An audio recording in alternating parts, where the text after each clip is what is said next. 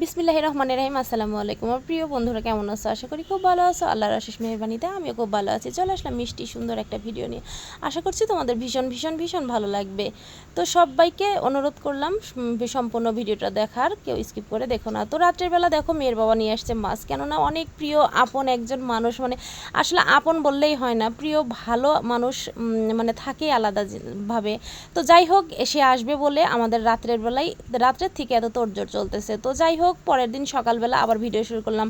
আর রাত্রে কিন্তু আমি মাছ টাছ কেটে গোসল করে তারপরে ঘুমাইছিলাম, এই কারণে ড্রেসটা আলাদা, মানে অন্য ড্রেসটা পরে আছি। তো যাই হোক, পরের দিন সকালবেলা দেখো উঠে একদম মানে কাজের তোড়জোড় শুরু হয়ে গেছে আমার সকালের রান্নার। তো সকালবেলা রান্না করতেছি ছোট মাছ, তারপরে ফুলকপি, এগুলো সবই মানে সকাল থেকেই শুরু করতেছিলাম।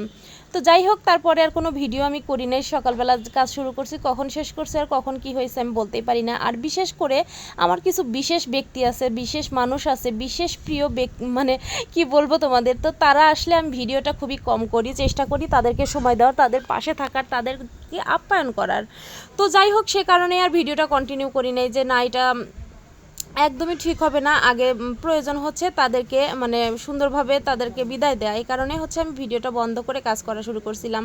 তো ভিডিওটা শেষ করা হয় না, এই কারণে পরের দিন সকালবেলা এসে ভিডিওটা আবার শুরু করলাম। তো দেখো সকালবেলা উঠেই রান্না বসায় দিছি, যেটা বলতেছিলাম, রান্না বসায় দিছি। আর দেখো হাঁড়ি পাতিলে অনেকগুলো জমা হয়ে গেছে, সেগুলো ধুইতেছি, মাজা ঘষা করতেছি। আর মেয়ের দুধের পাতিলে তো দুইটা ছিল। তো যাই হোক, রান্নাবাড়ি মোটামুটি কমপ্লিট। এখন আলু ভর্তা করবো, আলু ভাতে দিছি। আর হচ্ছে তোমার এখন হচ্ছে মেয়ের টিফিন বানাইতেছি। তো টিফিনে রেডি পরোটা ছিল ফ্রিজে, সেটাই হচ্ছে ভেজে দিলাম। সেটা তো আর ভাজা থাকে না, কাঁচাই থাকে। তো যাই হোক, ওইটা আবার একটু ভেজে মেয়েকে দিলাম। আর এখন ডিম ভাজি করবো। আর ডিম ভাজি আমাদের বাসার মানে এখন সকালে খাবারের মধ্যেও ডিম ভাজি থাকবে, সেটাই আগে ভাজতেছি দেখো। আর মেয়েরটা একটু পরে করবো আলাদা, মেয়েটা একটু গরম গরম করে দিব। তো যাই হোক, আমরা এখন খেয়ে নিব, সে কারণে ডিম ভাজিটা আগে এটা দিয়ে দিলাম। তো ডিম ভাজিটা দেখে কিন্তু খুবই লোভ লাগতেছে আমার এখনই ভয়েস দেওয়ার সময়, কারণ কেননা ডিম ভাজির প্রতি আমার খুবই নেশা। আমার ডিম ভাজিটা ভীষণ পছন্দের একটা খাবার। তো যাই হোক, অনেক মজা করে ভাজি করি, সেই জন্য হয়তো বেশি মজা লাগে।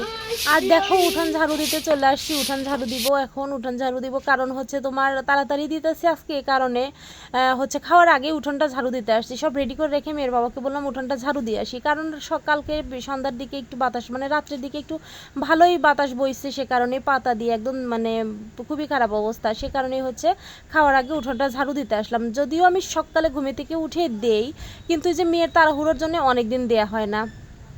তো যাই হোক, চলো ভিডিওটা আজকে আমরা এখানে শেষ করে দিব, আর বড় করব না। আর আমার প্রিয় মানুষগুলোকে যদি কখনো সম্ভব হয় অবশ্যই অবশ্যই তোমাদেরকে দেখাবো আমার ভিডিওর মধ্যে, কিন্তু আপাতত দেখাইতে চাচ্ছি না, দেখানোর কোনো ইচ্ছাও নাই আমার। এটা আমার নিজের থেকেই, কেননা আমি আসলে দেখাতে চাচ্ছি না এখন, এটাই হচ্ছে কথা। তো যাই হোক, তাদের জন্য যেটা যেটা রান্না করছিলাম সেটাও আমি তোমাদের দেখাই নাই, কেননা তাদের জন্য কি কি করব সেটাও আশা মানে আমার ইচ্ছা নাই কাউকে দেখানোর। গোপনে গোপনেই ভালোবাসি, গোপনে গোপনেই করি। যখন প্রকাশ করার সময় আসে অবশ্যই প্রকাশ করব, তাই না? তো চলো, ভিডিওটা শেষ করে দিছি অনেকক্ষণ আগে, তাও কথা বলতেইছিলাম।